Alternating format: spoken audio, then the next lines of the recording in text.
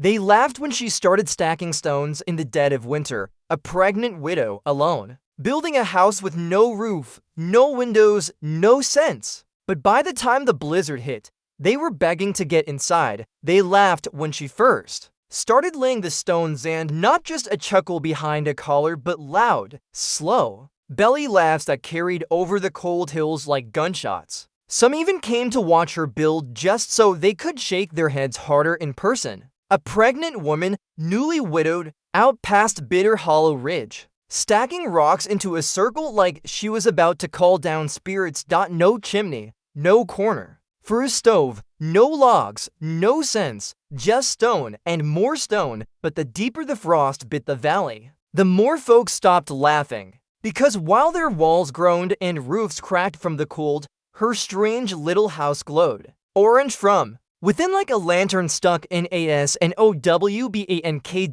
But before it held warmth, it held grief. Her name was Helen Rock, and no one in Three Pines would have expected her to last the winter. When she rode into town behind her husband's coffin bellies swollen under a black coat, most assumed she'd pack up and head east. Again, back to family, back to safety, but she didn't. Instead, she rode back out with a sack of tools and a wagon load of riverstones, bought them off a creek fisher who used them for lining fire pits, paid with a silver locket. Folks didn't forget that part. Helen's husband, Seth, hadn't been a foolish man. Everyone said so. Good with horses, good with lumber. Built their first shelter together from pine logs and dried earth, but it burned. Sparks from a firebox caught the rafters and the place went up in a flash while he was still inside. Helen barely got out. Her voice had been gone for weeks after, not from smoke but from screaming.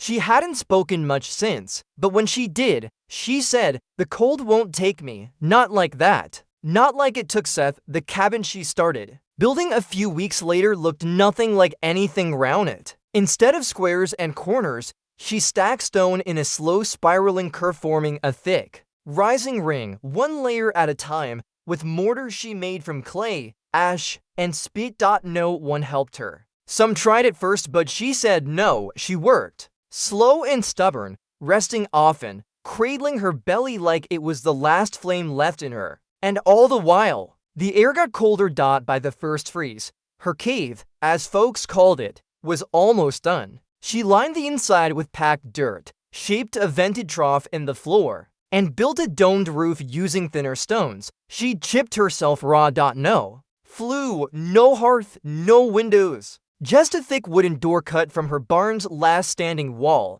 and a strange little chimney hole in the center of the ceiling that didn't seem to connect to anything, just a dark, narrow tunnel up through the top. "She's gone soft," murmured men with frost-bitten hands. Grief will do that, but she wasn't soft. She was furious. Furious at how fast life could tear itself apart. Furious that Seth died building a fire to keep her warm. Furious at the cold, not just the weather, but the way people got colder. When you lost everything, women whispered behind her back, called it unnatural, said she should have left with the circuit preacher when he offered her a spot in his covered wagon. But Helen didn't listen. She never even blinked when they tried to shame her. She just worked. By mid-December, the hills had iced over like glass. Wood split in piles, fences groaned, pipes cracked. But Helen's roundhouse sat squat and firm, half covered in snow. And by then, she'd vanished into it completely. No one saw her after the last snowstorm hit. Some thought she died inside. No chimney smoke, no footprints out. But then came the thaw and something strange happened. As other homes stayed icebound, her door flung open in the middle of a windstorm, and out stepped Helen. Not half-starved, not frozen, alive, cheeks pink, breath warm, even her boots dry. She didn't say a word to the men watching, just walked into the woods with a shovel and a pail. People started to wonder. It wasn't long before curiosity turned to confusion, then envy. Some kids swore they saw flickering orange light behind the stone walls. One swore he felt warmth just walking near the back of her house, like a smithy fire, he said, teeth chattering from the rest of the walk home. The truth was uglier than any of them knew. Inside the house, Helen hadn't built just for warmth. she built for survival. The stones weren't just walls, they were thermal mass. She'd read about it once in a back issue of Scientific Farmer that Seth brought home from town. A technique from the desert, thick, round stone walls that held the day's heat and bled it back out at night. She'd buried a fire pit at the center down in a trench below the floor, and lined it with river stone too. At night, she'd light a small fire, burn it slow, then shovel ashes over it, and let the stone do the rest. Her vent tunnel drew out the smoke without losing heat, and the round shape? It kept the wind from clawing her to death like it did every other square house in the valley. It was primitive, brilliant, and it almost killed her to finish because no one saw how she collapsed after laying the last roof stone, how she coughed blood onto the packed dirt and curled up beside the fire pit, ribs aching. The baby kicked harder than ever that night, and she swore she felt Seth's hand on her shoulder in the dark. But it wasn't him, just her own tears. By the time January came, the town was full of sickness, flu, frostbite, fever. One man lost 3 fingers just chopping wood. Another family's roof collapsed under ice. A young girl suffocated when her mother sealed the windows too tight. And that's when the midwife came knocking. Her own home was nearly frozen through. She'd heard Helen might still be alive, and more than that, still pregnant. No one knew what passed between them when Helen opened the door. Only that the midwife returned to town with steam in her coat and hope in her eyes. "She's warm in there," she said, almost in disbelief. "Warmer than any of us." That was the moment people stopped laughing and started to knock. Helen didn't answer many of them, but she let the children come in once bundled tight, trembling from the cold, and let them sit on the floor to thaw their boots. They stared at the round walls, ran their hands over the warm stones. Some thought she was a witch. One girl said it felt like summer under the earth, but Helen just knelt by the fire pit silent, belly full, eyes tired. The warmth couldn't stay a secret, not in that valley. Not in a freeze like this. Word spread fast. Some came begging for advice, others came jealous. One man accused her of hoarding coal, said she must have stolen it from the smithy's stockpile. Another called her unnatural, claimed she'd made some dark bargain to keep warm. She didn't argue, didn't explain, she just closed the door. But it wouldn't hold forever, not when a family of 5 tried to sleep in their barn, and the baby froze before dawn. Not when a woman miscarried in her bed because the ice cracked her water basin in the night. And not when the sheriff himself came riding up to her ridged scarf frozen to his beard asking for help. She let him in, but what he saw wasn't comfort. He saw a woman barely able to stand still, glowing with sweat and fever from her own struggle. Hands raw, voice gone, but the room was warm. The floor radiated heat like a sunken stove. The air was dry, and the stones still gave off breath like they remembered fire. The sheriff took off his hat, held it to his chest, and said what no one else had. "How did you know this would work?" Helen's eyes sunken but proud just whispered, "I didn't. I just couldn't let it fail." But the real test hadn't come yet. The freeze was still deepening, the snow still growing, and the roundhouse, though warm, would soon be tested beyond anything she'd imagined.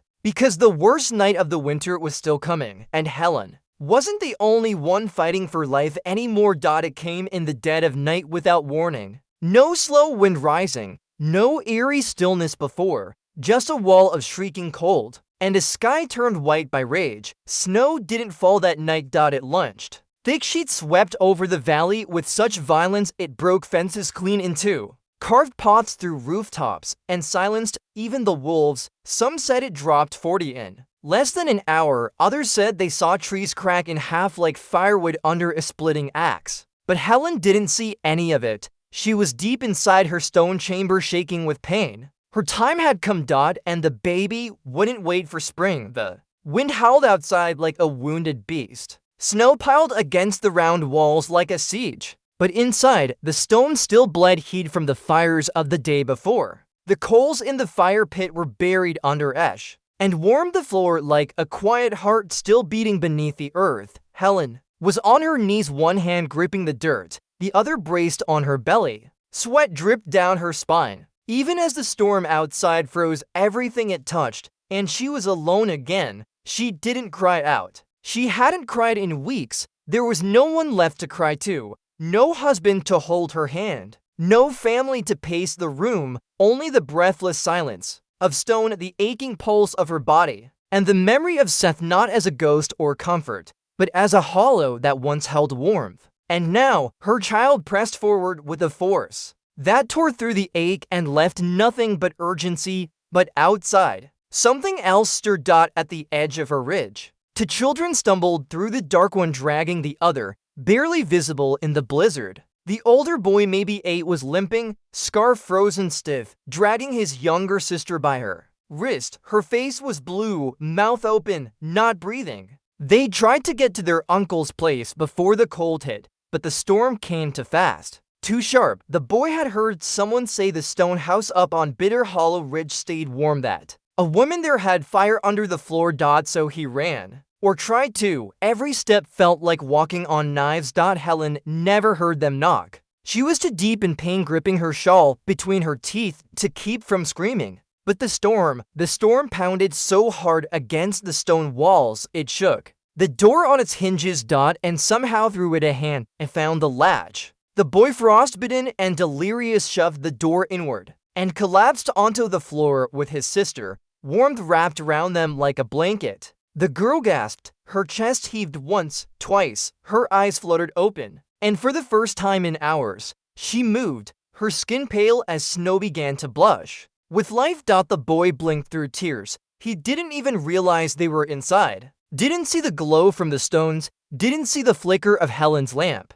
He just curled around his sister and sobbed into the warmth. Helen turned her head. She thought it was her mind cracking from the pain, that the cries were her own echo. But then she saw them, and something inside her snapped into focus. She tried to rise, failed, crawled instead, pulled herself across the warm dirt floor one elbow at a time until she reached the children. Her hand found the boy's cheek, ice. Her fingers pressed to the girl's wrist. A pulse barely. She didn't have time to think. She pulled them closer to the fire pit, wrapped them in her second blanket, pulled a sheepskin over their bodies. They huddled like pups against her side. And then the contraction hit. This one split her in two. She fell to her side, mouth open, gasping like a fish on dry land. But she didn't scream. She couldn't. Not with the children beside her. She clenched her fists, pushed her back to the stones, trying to remember the rhythm the midwife had shown her. But it had been months since she'd seen another woman, and she was more alone now than ever outside. The storm thickened, trees fell, a barn roof collapsed down the hill, ice crawled up window frames like a living thing. A man froze to death just trying to cross the road between his home and his neighbors. Inside the stone circle, time bent. The boy stirred first. He tried to sit up, but his legs wouldn't respond. He blinked into the dim light and saw Helen, lying on her side, one hand clenched round a rag, the other gripping the fire pit's edge. Her breath was fast and shallow. He didn't understand, thought maybe she was sick, maybe she needed help, but there was no one left to help. So he did what he could. He crawled to her side and put his small hands on her shoulder. "You okay, miss?" he whispered. Helen nodded. Not because it was true, but because he needed it to be. "Can I help?" She shook her head, then paused. Then nodded. She pointed to a pile of logs by the wall. The boy scrambled. His feet didn't work, but his hands did. He dragged a log across the floor, pushed it into the pit, knocked loose the ash, and blew on the coals until they glowed. The flame jumped, heat swelled. The stones drank it in. Helen groaned. The baby pressed down lower, harder, like it knew the hour was now or never. She rolled onto her knees and braced against the boy's shoulder. He didn't flinch, just sat there holding her steady like it was something he'd done 1,000 times. "You need me to get someone?" he asked. She shook her head. No one would make it in this storm. The girl was sitting up now. She'd stopped shaking, her cheeks were red. She crawled beside Helen and clutched her hand. Said nothing, just held on. Helen looked at them, two strange children in her stone house, eyes wide, hands warm, and her own child about to enter the world. She felt her whole body tremble, but not from fear, from purpose. She was not going to die. Not tonight. Not in front of these children, not in the warmest place for miles. She gritted her teeth. and pushed. The pain tore through her like fire, but she didn't scream. She pressed her forehead to the dirt, moaned low, and bore down again and again. Hours passed in minutes. Minutes passed like lifetimes. The storm outside never let up. But the round stone house she built with her own blood and grief held firm. No draft, no ice, just warmth, quiet, light. And then at last her sound broke through the silence that no one expected. A cry, weak at first, then stronger. Helen collapsed onto her side, gasping, tears in her eyes. The girl stared, stunned. The boy scrambled forward, eyes wide. Helen reached out trembling and drew the child into her arms. A girl, red-cheeked, small, breathing. She wrapped the baby in her last clean cloth and held her close, pressing her forehead to the soft crown, letting the heat of her own body warm the child's. Then slowly, painfully, she looked to the two children and whispered, "Thank you." They didn't answer. They just watched eyes big, still huddled beside the glowing stones, not quite understanding what they just witnessed, only that they were safe, and that this strange round house had just become something more than shelter. It had become a cradle, a womb within a womb. Outside, the storm didn't end, but inside, time rested when dawn finally broke, or what passed. For dawn and that blizzard, there were no footsteps outside, no visitors, no sounds at all, just wind. But inside the stone house, 3 children and a mother slept together on the warm floor. The fire still glowing, the stones still pulsing with breath, but word would spread. The sheriff returned 2 days later, face blackened with frostbite, hand bound in rags. He knocked 3 times before the door opened. What he saw this time was different. Helen stood pale but strong, a child in her arms, 2 others at her side. He stepped inside and almost fell to his knees. The warmth hit him like a miracle. He looked around in disbelief. The stones, the shape, the air. It was like walking into spring. He pulled off his gloves and held them to his face just to feel something again. "How?" he murmured. "How is this possible?" Helen didn't answer. She only turned and poured a cup of water from a clay jug, warm water, and handed it to one of the children, but it wouldn't stay quiet for long. Down in the valley, families were at the brink. The church had frozen through. 2 more children had been lost. And soon, the town would come crawling, not with laughter, but with desperation, because the widow they'd mocked had done something no one else had. She'd survived, but survival, Helen knew, came with a price. And the stone house, for all its strength, could only hold so much. And the world outside, for all its cruelty, wasn't done yet. Not by a long shot. And the story continues exactly as before from the 3rd week of the freeze. Onward.